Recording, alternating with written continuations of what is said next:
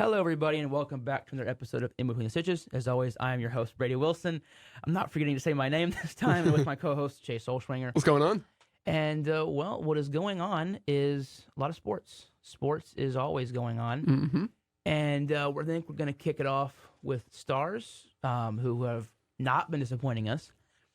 30-13-6, second in the Central, third in the West. Moving They up. are kicking butt, taking names. Thomas Harley is...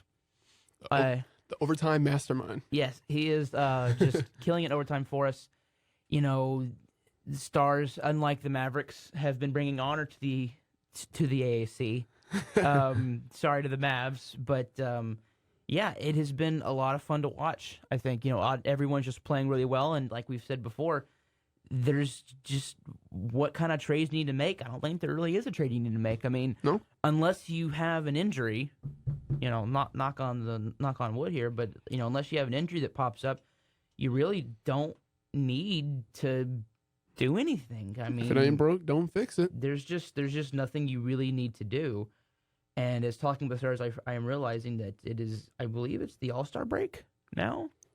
For NHL, yeah. Yeah, it has to be because there is a very large gap in games right here. The next game for the Stars is February the 6th at 6 p.m. We're at Buffalo. But our previous couple games was... No. I spoke... No. I did not change it to January. That would be helpful. We're on a 3-game winning streak. Back-to-back overtime wins against the Ducks and the Capitals. Beat the, as we like to call them, Pink Wings. And then before that, we lost to the Islanders in overtime. So, the last few games, Stars have been playing really, really well. Just looking at this... I see definitely a lot more W's in January, I think, than I do losses. But, coming into the All-Star break, we came in pretty strong. Back-to-back overtime wins. So, You always want to end off, before the big breaks right into the season, you always want to have, something to look at and be like, okay, this is a great way to, go into our break. So, Stars, came through. And then we actually open it up on the road. The next home game is February the 13th. Yeah, so 2 mean, weeks from now.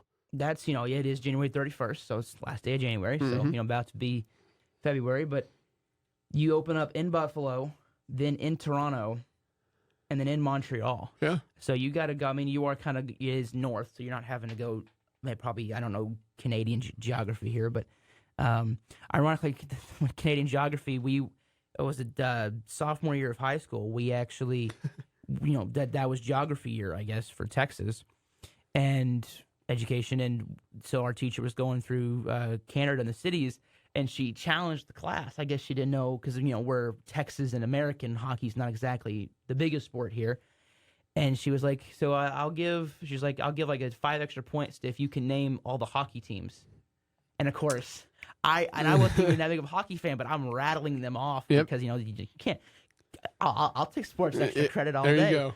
But open up on the road, and then Carolina at home, then another home game in Nashville. So you only have 4 home games in February and a lot more road games. So it's a big test. Definitely going to be a big month for the Stars. Their American Airlines Center partner, the Mavericks, have been... The crowd goes mild. That would be, I think, a very good way to describe how they're kind of going through this right now. A lot of people want Jason Kidd fired. I don't know if you're part of that crowd. I don't feel that my basketball IQ is high enough to be able to say he needs to be fired. I wouldn't be disappointed, but it just all depends on who you bring in. Because as of right now, I can't think of, multiple options out there that I would rather have over him. For right now, you just got to let it play and just see what happens. We're coming off a 1-game winning streak against the Magic before that. Lost to the Kings before that, beat the Hawks, and before that, a 3-game losing streak that was pretty embarrassing. Mm-hmm. So, but listen, the team isn't healthy, and there's a lot of things. Trades haven't been made. Hopefully, there will be in the near future. But then you look at the record, and they're over 500. 5 games over 500 at the end of the day. And again, we've said in the past, the Mavs got to find a way just to get in, right? And when you have superstars on your team, you can compete. So tonight's going to be a tough one in Minnesota. The pretty much whole starting lineup is out. Dante Exum is out. Derek Jones Jr. is out. Luka is out. Kyrie is out. Derek Lively is out. So this game is going to be, hopefully Tim Hardaway Jr. goes for 40 and Josh Green goes for 20, Hardy goes for 30 and stuff like that to try and compete. So we'll see what happens, but no expectations for tonight. You expect, you expect an L on the road versus, the number one team in the West. But then you got 2 days off and you come back home from Milwaukee. So, this could be a game where Luka probably, could play, but when you have 2 days coming off rest and then, a really tough game on Saturday, you want to make sure you guys are healthy and hopefully Luka, Kyrie, see a maybe Lively wearing a mask, who knows? Just, get everyone healthy. So this is a smart day to let people breathe.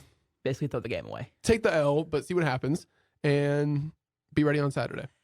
I think for the Mavs, being a team that's injured, if we can be healthy, fully healthy, no injuries heading into the playoffs. Yeah.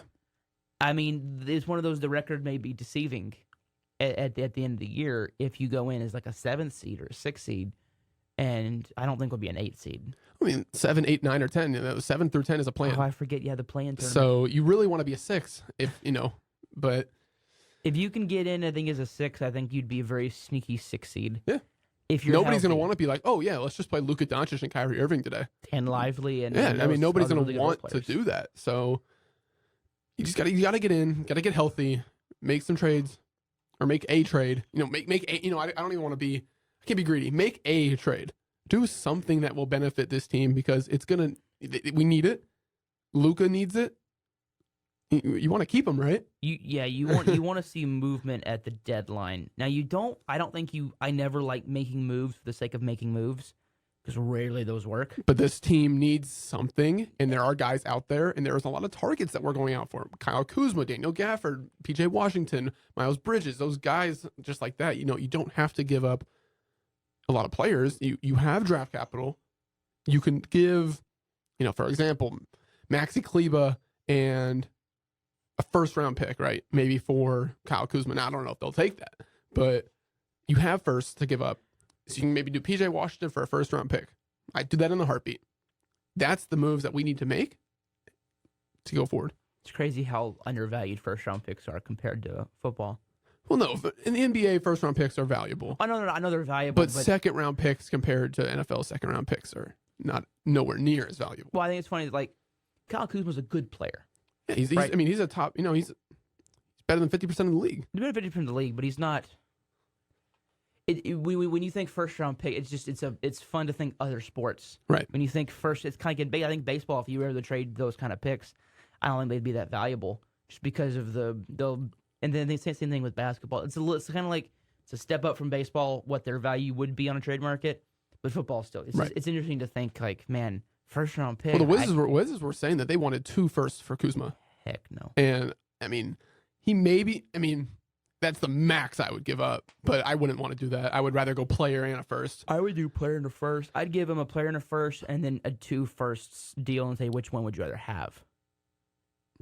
Give them a choice of, look, we'll give you a first round pick and a pretty darn good player, or we'll give you a first round pick in the very near future, and then we'll give you a first round pick a little bit later down the road. Right. Or you can Kuzma for 2 firsts and a second. Maybe just get something. I don't know, get something more. But it'll be interesting to see. But we'll see what happens. We need to make a move, I'd say. Yes. Obviously, the big news for the Mavericks probably would be Luka Doncic. 73 points was a lot of fun to watch as much as I could. Yeah, Luka basically decided he was going to be Michael Jordan that day, and he proved it. Yeah, 4th most points ever in a single game. Wilt with 100, Kobe with 81, Wilt with 78, Luka with 73. It's a milestone, and it's kind of crazy. If you weren't able to watch it live, fortunately I was. They replayed it again last night. So if you wanted to, watch it again, or just watch it for the first time, it was on. But no, an unbelievable night. The most points ever in a game with the best field goal percentage in the game, with the most efficiency. 76% from the field, scoring 73 points is unbelievable. That's unheard of. Not even Wilt did that. Wilt wasn't shooting from behind the arc. Luka was. So, unbelievable night and super impressive. Still barely won. Yeah, that was what I remember when I saw you that night. And I was like, it's classic Mavericks this year. Luka dropped 73. Yeah, squeak a win out. Right. I mean, it's Listen, win's a win. You can't be mad. But Luka goes out there and scores 40. You're not winning that game. I was hoping that he would hit 77, just just because I think it would have been very nice for the jersey sale department, but he didn't. But hey, I'll take 73. Yeah, all day, every day. I'll take 73. I'll take 73. And then, as you informed me just before this, the NBA expanded their draft. Yeah. Not in the number of rounds, but in the number of days they're going to do it. So they're going to do the first round. And they used to do how the NFL used to do the first and second rounds on day one, which I didn't even realize that till maybe a year or two ago. Because I'm so used to day one, day two, day three. Right. But with the NBA, they've expanded to second round being day two. Mm-hmm. And so I guess they're just trying to increase the importance of their second round. Yeah. Because, second round, we just kind of talked about. I mean, you can hit, obviously. There's been hits. But there have been hits, but a lot of times I see those guys get cut from rosters, or they're G League players. So it's it's interesting to see that. But do you like the expansion?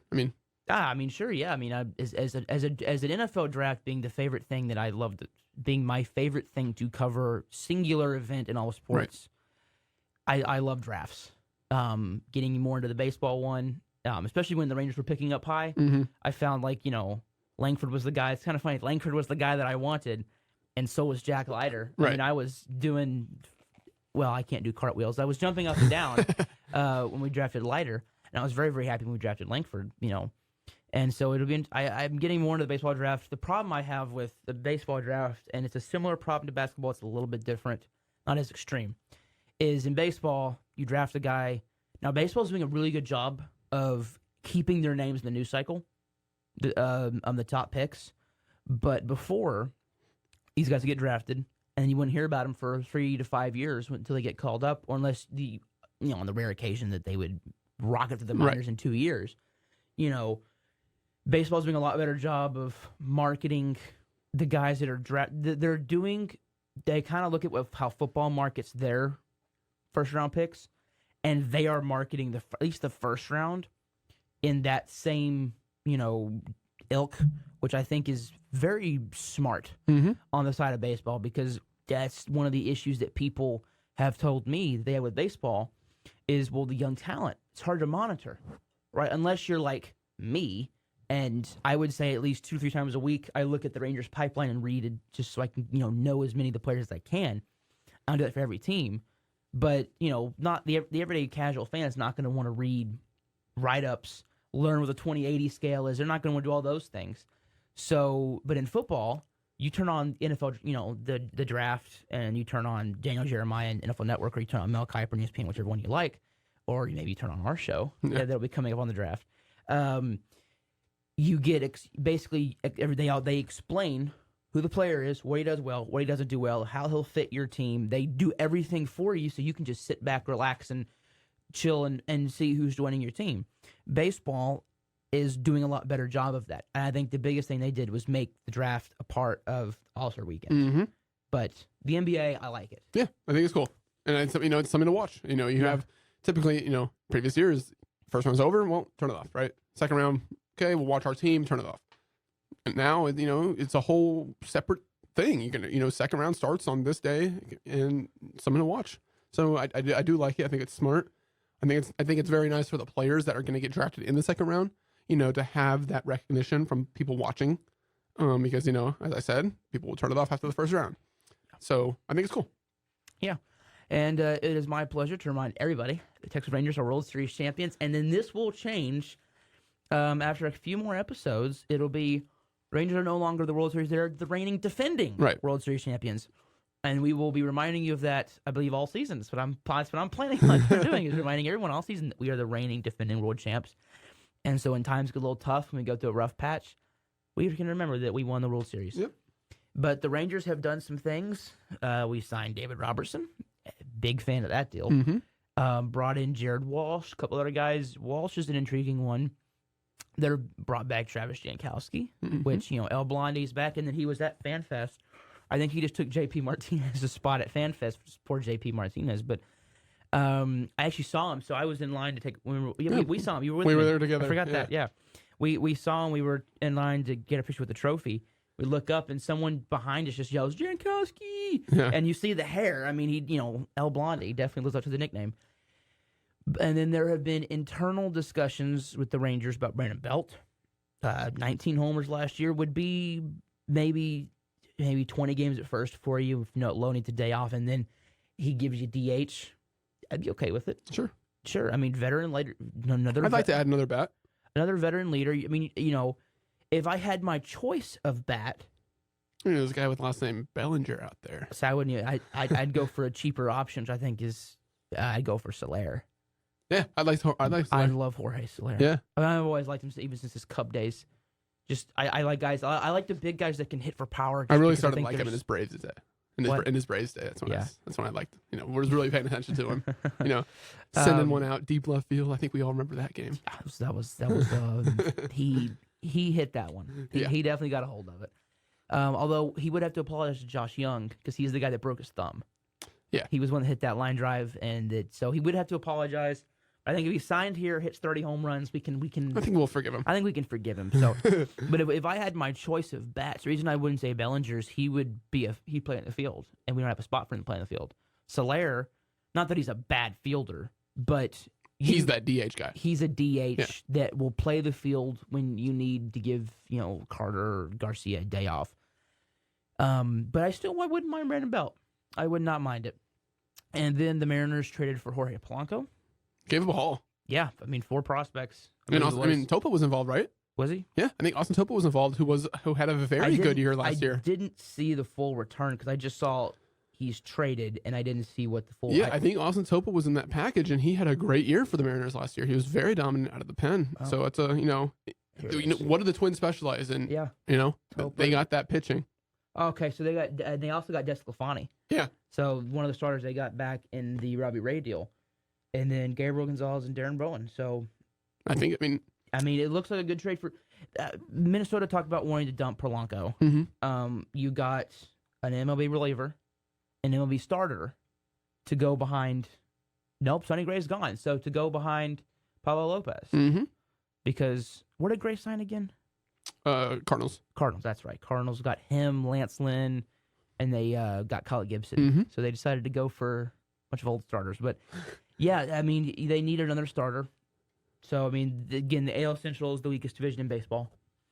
It is the equivalent of the NFC South. It is the equivalent of the Eastern Conference in the 2000s. It is pretty weak. It is not. Nobody wants to win. It's funny because I got a friend who's a Saints fan and a White Sox fan. Yeah. It is. We got him on the show. Yep. Yeah, it's. No one wants to win. I mean. The Tigers are kind of there. The Royals are on the upswing, at least in terms of getting prospects and rebuilding. The Guardians are kind of there. The Twins are there. So there's just nobody wants to win it. Yeah. That's kind of the nobody wants to win the division, it feels like, which is frustrating. As on the White Sox, I'm like, there is another team. If you couldn't tell, I was blanking. It's the White Sox. That's right. And the White Sox are the White Sox. So if you put the Mariners in that division, they'd be 90 wins, division champs by September. Yes. Which kind of sucks. It's the part about divisions that really sucks because, like us and the Astros, we could be in the Central, and we're not. So, yay us. But the Twins are probably going to repeat at 88 wins. Maybe I gotta go with either them or Cleveland. It's gonna be whoever catches fire during the year. It's gonna be whoever gets production from those guys that you shouldn't be getting that level of production from, which is probably gonna be either the Twins, the Guardians. It's one of those you could pick anybody except probably the Royals or the White Sox. For right now, yeah. The Tigers could catch fire. You just don't know. And then in some bad news for the Rangers, but I think a lot of news that the Rangers fans are kind of overreacting to. Corey Seager has sports hernia surgery. So I think it's kind of okay. When I say this, let me finish. I think it's funny that the guy did FanFest. Yeah. And he's smiling at us, and he's probably he has a hernia. I find it to be slightly not funny that he's hurt, but funny that we had no idea. You had no idea that there was an injury that you should be doubled over in pain. over. But I guess they thought rest was the best thing. I'm not a doctor, but I thought hernia had to be corrected by surgery. If you are a medical person, please comment or DM me or something if I'm completely wrong on this. But I thought you had to have surgery. I don't know why they thought, well, we'll just rest it. It'll magically just heal itself. He's going to be like Deadpool. But he got it. But, So. I mean, he has some kind of X-Men powers. We don't know what, but it's not healing, unfortunately. Because if it was, he wouldn't be injured. It'd be nice to have. And everyone's saying, oh, no, he might not be ready for opening day. He will be. Hernia surgeries do not take 2 months. I've never heard of one taking 2 months. And he'll be ready. I mean, Seager was the guy that got hurt twice, and both times when he got back in the lineup didn't miss a beat. Yeah. And not only did he not miss a beat, but hitters need about 2 weeks. I mean, if spring training was just about hitters, it would start March 1st. And that's even still a little more generous. But that's just, trying to be nice. Pitchers, I mean, Leclerc was throwing a bullpen system the other day. Mm-hmm. So they're already throwing because it's getting your arm ramped up. It's, it's so you don't just go in trying to throw 95 so you tear your elbow.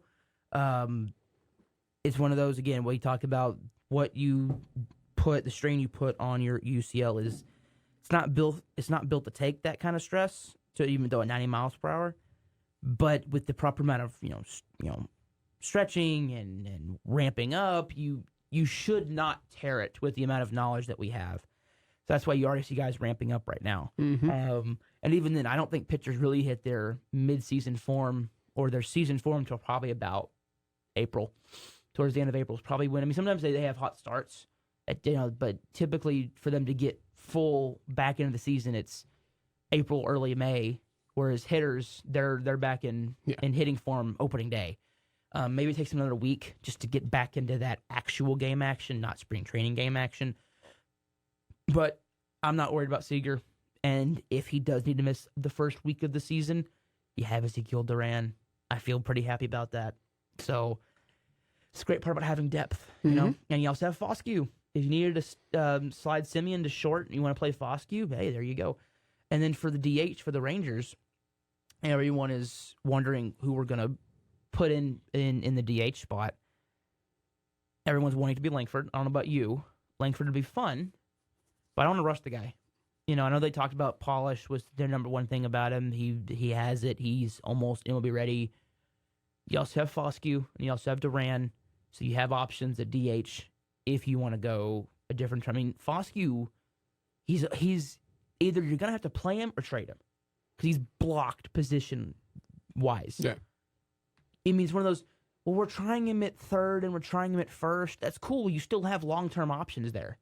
So you don't really unless he can play the outfield, and even then you have no positional openings for the next at least probably 4 to 5 years.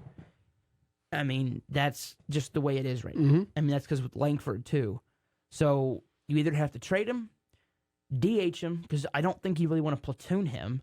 He's not a great fielder. I think Duran's more of a platoon player than anybody. But you already have Smith and Duran as your platoon guys. They're lefty righty. Foscue, either trade him or play him, and that's where I'm at. And I mean, the MLB call with him was Jeff Kent. If he can hit like Jeff Kent, there's your DH. You don't need to think about Langford right now. But yeah, we'll see. See what happens. There's a series in Seoul, South Korea. I probably butchered that, but the Dodgers and the Padres are playing, so they actually report February 9th for their pitchers and catchers because they're playing. They started a little bit earlier, but for the Rangers, they start the 14th. So, yay! We're about 2 weeks away. Ready for baseball to be back. You know I am. I'm always ready for baseball to be back. And now we're gonna move to football. And a lot of things that we forgot. I guess we've been forgetting to talk about the head coaching hires. So we'll get into that in a second. We're gonna start with the. No, we'll do head coaches. Yeah. It's quick. Mike McDonald, Baltimore defense coordinator, new the head coach of the Seattle Seahawks. Jim Harbaugh went to the Chargers. I think that's a heck of a hire. Yeah, I mean, you want to put a guy with that resume. First off, in his previous team that he played for, but also, you brought him in with Justin Herbert already at quarterback. You have the pieces already surrounding him. not putting him into a fresh start. And a top draft position. Yeah. Thanks to Brandon Staley, you're picking like I think 6th overall. Yeah. So you have the option. I know people are talking about, and again, mock draft season technically started for me, I think 2 weeks ago. And I've started to, so if you look at my big board right now, don't look at any of the rankings. It's sorted by college. I'm having to sift through it and cut guys. I have a cut list on there too, so you can see their names. Because I had to use a website because the Draft Network decided they were going to not do their big board stuff anymore. Thank you for that, by the way, because that was what I used. Mm-hmm. So now I had to manually input almost 900 players, and then I'm whittling it down to a little bit around 600. And then we'll go through film and cut it down to about 450, somewhere in there. But so if you look at it right now, it's not ranked by player. It's ranked by school. That's an alphabetical order, so that's why it's that way. But they have a top draft position. Everyone's talking about, do they go tackle? You have Rashawn Slater at left, one of the best left tackles in football. Someone who the Cowboys actually almost drafted over Micah Parsons. It was down to those two guys, and it's one of those. But Alton, Fashanu are your two tackles at the top of the draft. Are you going to kick one of them to the right? Which is probably what you do. Yeah, because they're both left, yeah. Do you go defense? Do you go corner? Do you get another edge? You don't really need edge. Mm-mm. There's no defensive tackles. You have Gerald Everett. So, Brock Bowers would be a lot of fun in that offense. They do need it. You have guys like Gerald Everett, Donald Parham, but they're good. They're tight end 2 caliber, sure. But if you add give Herbert another weapon, that could be a possibility. I think they could be a trade down too for a team that's wanting a quarterback. Then that, let's say the Falcons, right? And you're potentially needing a QB. You're not in QB range. I think that would be where I would say move up and get your quarterback there. If you're a Penix or McCarthy guy, because at that point, I don't see Williams or May or Daniels falling to 6. But by the way, I've done preliminary on evaluations of Williams and May, and we can talk about that at some point, but have some opinions about those two players that maybe go against what everyone else is saying. Still first-round players, but they're not... Don't get caught up in what their arm talent is, because if it was just about arm talent, Jamarcus Russell would have been a Hall of Fame. So there's a lot more to being a quarterback than being able to throw a ball and, run. There's a lot more. But yeah, Harbaugh, the Chargers, I think it's one of the best situations you had in football. When you look at team structure, I look at this list of teams, I would say that the Chargers, Seahawks have really good, were my two big-time destinations. The Commanders still haven't hired a coach. Mm-hmm. But to me, it was Chargers, Seattle. They're in prime position if you already want a good team in place. The thing with Seattle is do you know your long-term quarterback? Do you try to draft? I think Penix makes so much sense for Seattle. Keep him, in Washington. Surround him with weapons. He already is surrounded with weapons. That's the thing is you've already got JSN. DK and Lockett, and Lockett. Yeah, that's what I'm saying. You have your bookend tackles and Charles Cross, and I loved Abraham Lucas out of Washington State. Mm-hmm. So you have your bookend tackles. You've got some playmakers on defense, and you drafted Devon Witherspoon last year out of Illinois, one of my favorite corners of the draft. Potential defensive rookie of the year. One of my favorite corners of the draft 2 years ago was Tariq Woolen. And I've been pretty much vindicated on that one. Mm-hmm. Being 6'4", he fit what Dan Quinn loved. I wish we had drafted him. We didn't, though. We had a chance. But I think that both of those positions were very highly coveted. If I was a head coach, I didn't want to deal with. If I'm Jim Harbaugh, I'm not going to go to the Panthers.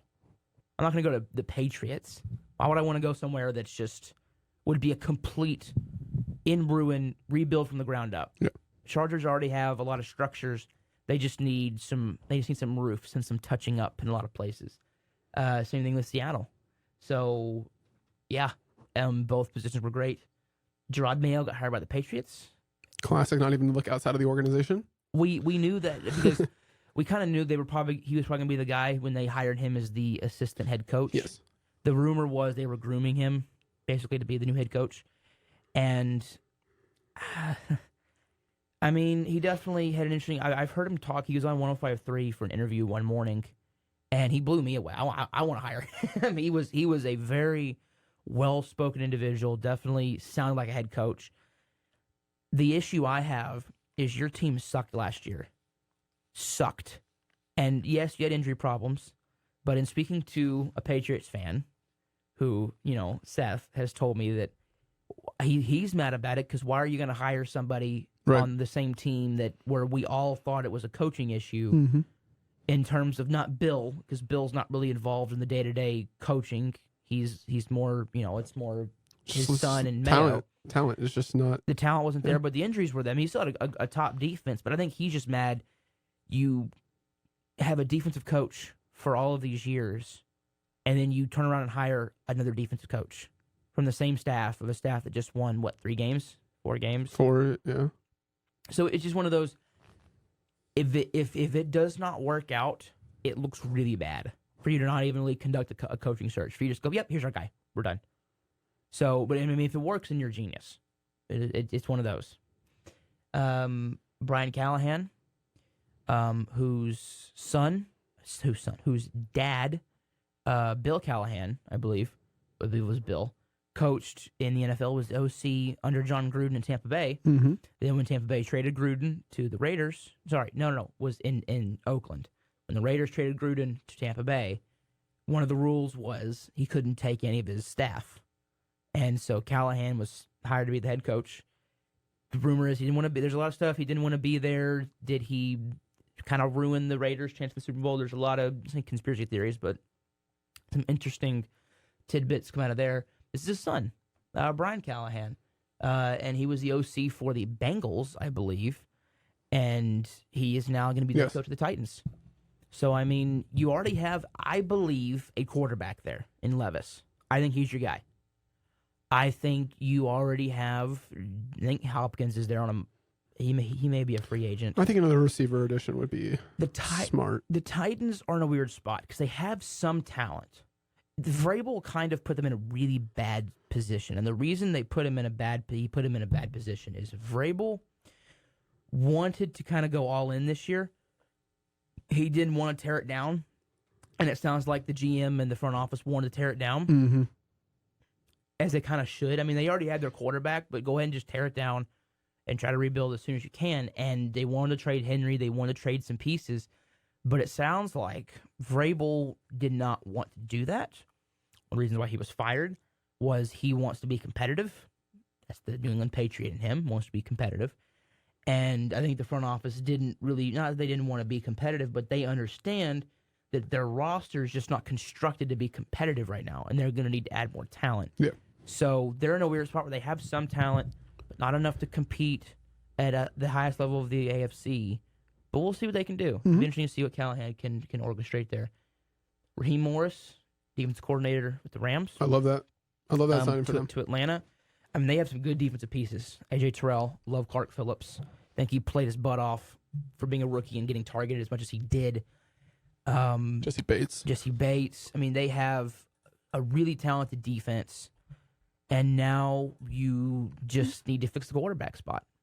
I think you need to fix you have the weapons on offense. Mm-hmm. You've spent the last 3 first-round picks on weapons on offense.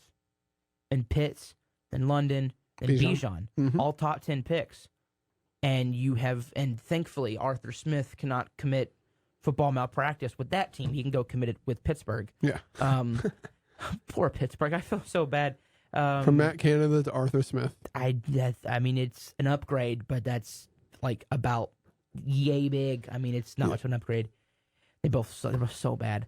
But yeah, I'm hoping that Morris, I think he brought the Rams quarterback coach or their passing game coordinator to be his OC. So he brought someone from that McVay staff to be his OC, which I think is a good idea. If I'm the Falcons, I don't know where they pick. I'm gonna get on that here in a second, but they are in a position where they have enough talent to win. I think that division is wide open. So right now the Falcons are picking 8. So they are within. Okay, so the Chargers pick 5. Pardon me, pick 5. If I'm the Falcons, okay, and just looking at this draft order, the Bears have the 1. Mm-hmm. I think the Bears are trading back out of there. I don't think they want to take it, and I wouldn't. Keep Fields. You can literally trade the number 2. I think literally. I think if I'm Fields, if I'm the Bears, if I'm Ryan Poles, right? No, yes, Poles. Yeah. I believe The Bears. Well, because they had a legit name Pace. I think it was Ryan Pace. They went. It's the Orion P that's tripping me up. No, Poles is amazing. Trade out of there. Well, he will be judged on this. You have the back-to-back first overall picks. Yeah. How you use them will be, judged, and you hit a home run with the first one with DJ Moore and acquiring more picks, including another first overall pick. So we'll see what the Bears can do. I think the Bears trade out of there. I don't know who to, because I know that the Commanders are probably hunting for a QB. Mm-hmm.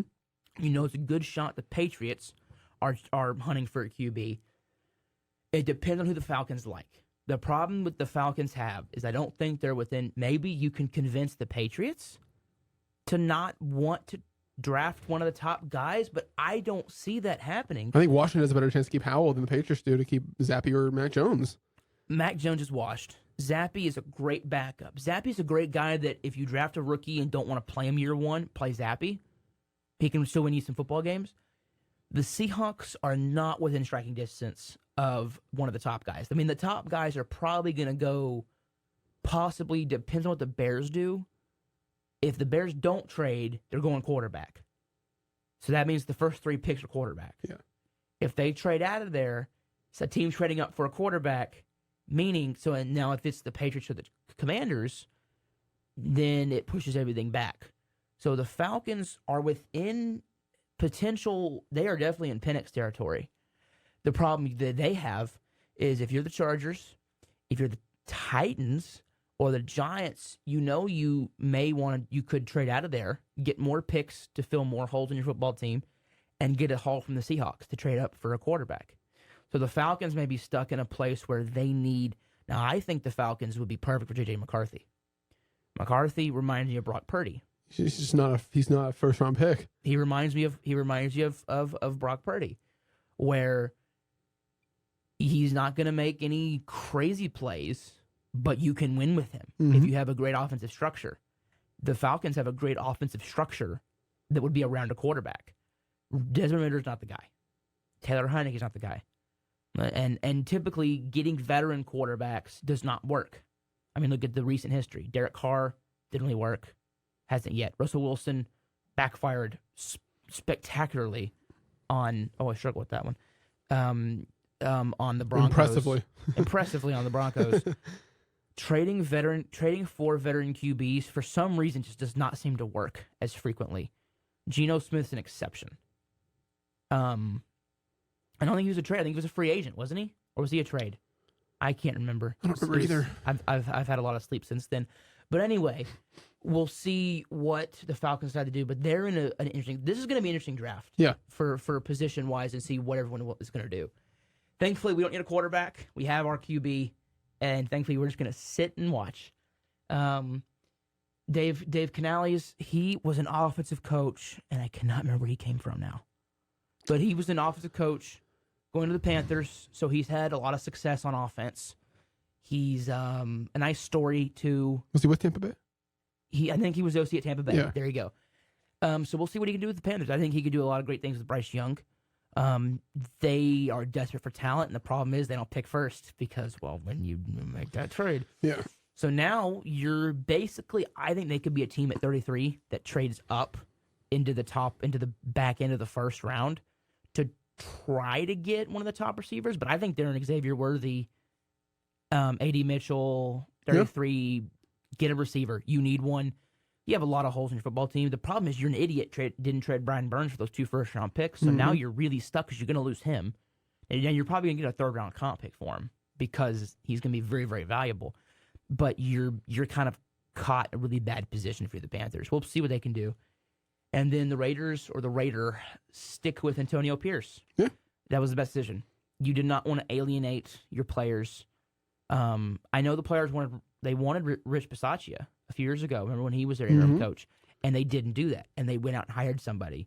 And it backfired on them really badly in McDaniels. They made their decision here. So I think that they couldn't do that to the players, and I think he did a good job. I don't think it was the players, advocating for a bad coach. I think it was the players advocating for a guy they like and a guy they can win with. And again, we were just looking at the draft position. The Raiders picked 13, so you have a top 15 draft position to try to add another piece. You're probably going. See, the problem is do they go quarterback? Who's your QB? Jimmy Garoppolo? Really? That's Aiden O'Connell. Aiden O'Connell. This is one of those. There's a lot of needs for quarterbacks on teams, and there's 5. It's why I think McCarthy and Penix are going to be top 15 picks. It's not going to be for talent. And on our draft show, just so you know, what, you still want to take a chance of passing on him, but not being able to get him in the future? Because here's the thing, and Seth's going to talk about this. Because me and him kind of both agree that McCarthy, and we think you agree with this, that McCarthy and Penix, they're not top 10 players.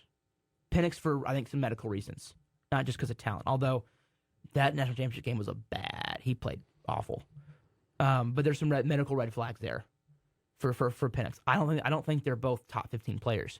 They're both going to go in the top 15, I believe. Not because they're talented as that, but because you need a quarterback. It's the one position you're allowed to overvalue because you need one. Everyone needs one, and not enough teams have one. But we'll see what they do. Mm-hmm. Again, very interesting draft. We'll see who's trading up, and we'll see the rumors coming out.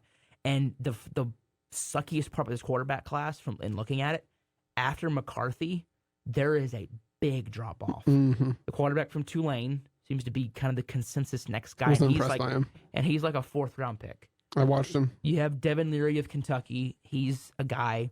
Kadon Slovis has a lot of experience at BYU. But after that, you are in these guys are backups territory. Tanner Mordecai from Wisconsin. It's not like last year where there was like Dorian Thompson-Robinson was a guy a lot of people liked. You had Tanner McKee from Stanford. You had some guys that were decent that you thought maybe. It's bad after those 5. So those 5 are going to probably be highly coveted because if you don't get one through those 5, you're stuck. Yeah. You're probably waiting to the 4th round before you're wanting to get one. Conference championship games, Chiefs-Niners. Super Bowl, yeah. Yeah. That's wonderful. The 2 teams I didn't want. Yay. Lions blew it. Lions did. Shot. Dan Campbell, he lived it. He lives by the sword, and he died by the sword during that game. For everyone wondering, I don't know about you, I'm rooting for the Niners. And the reason I don't hate the Niners. The reason I don't hate the Niners as a Cowboys fan is I wasn't alive in the 90s, so I don't remember, so I don't have that. And now, it's not like they beat us in screwy ways that tick me off like the Packers. They just kill us. They kill us. I can't get mad at them. They just kick our butts. Like, we have no answer for them. And we fold, and our manhood is taken away against the Niners. I mean, I can't get mad at them. I don't hate them. In fact, I defend Purdy. I hate the fact that Purdy, I was thinking about this. I want to see what you think about this opinion I've been formulating. We talk about quarterbacks, right? And we've just been talking about structure, right? And we talk about, the Panthers, they need to get a structure around Bryce Young, right? He's super talented, but they need to get some guys around him. Mm-hmm.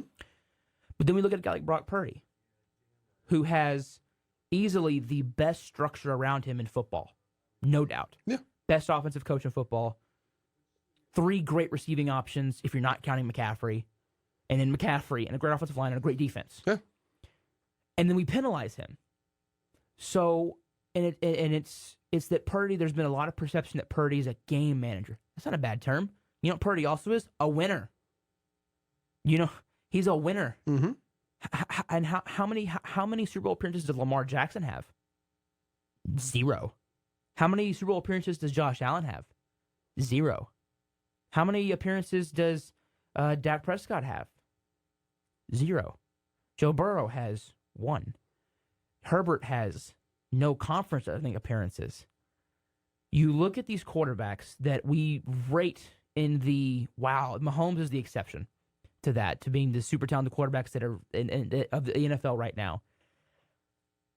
If Purdy's a game manager, then guess what? He's managing the game better than almost anybody else. Mm-hmm. He's in 2 years, he's made it to 2 conference championships and a Super Bowl, and has a chance to win one. I mean, it's the closest thing to Tom Brady that we've seen, and I say that in the story, in that he's the last pick of the draft. Brady was pick number 199. You know, Purdy wasn't expected to start. Neither was Brady. Come in and just start off hot, and they don't look back. Very similar stories. I'm rooting for the Niners, and the reason being, I think they deserve it. They've earned a Super Bowl, I believe, more than the Chiefs have. The Chiefs have whined and moaned and complained the entire season and have lost respect of most fans. It has very little to do with Taylor Swift, and there's a reason why I don't think I've mentioned her name on this podcast, maybe once or twice, maybe. It's because I didn't want to become the thing that I hate, which is the sports talk radios being dominated by a pop singer, which was very frustrating, so that's why we'll mention her right now. It has very little to do with her, although I am a little bit tired of her. I don't know about you. I don't care about her. Her music is, to me, not my kind of music. If you like it, go ahead and listen to it. Her fans make her very easy. I just don't know anyone who listens to her. Her fans make her easy to dislike. I dislike her because of her fans, not because of her. She seems like a cool, chill person who just wants to live her life. Yeah. But her fans make it into a cult. And one of the first signs of a cult is you cannot criticize the leader. And if you criticize her, you get the Swifties pointing guns at you. And that's what I don't like. So it has nothing to do, very little to do with the fact that she'll be, although it'll be fun to see over-under, do they show her 12 times? I'm putting the over-under at 12.5 on the broadcast. And then that will be negated if Travis Kelce has like 13 catches, because obviously every time they catch it, Taylor Swift. Yeah. I don't blame the sports shows, and I don't blame the It's marketable. I mean, I don't blame the television networks. No. Show her. The NFL is capitalizing on it perfectly. The problem I have with it, and it has nothing to do with her and Travis's fault, it's giving the idiots, and I'm calling them idiots, and I want to say other words, but I can't because I can't use bad language words on this podcast. The idiots who think the NFL is scripted, I would love to talk with them and ask them, okay, I have one question that I think destroys your entire argument.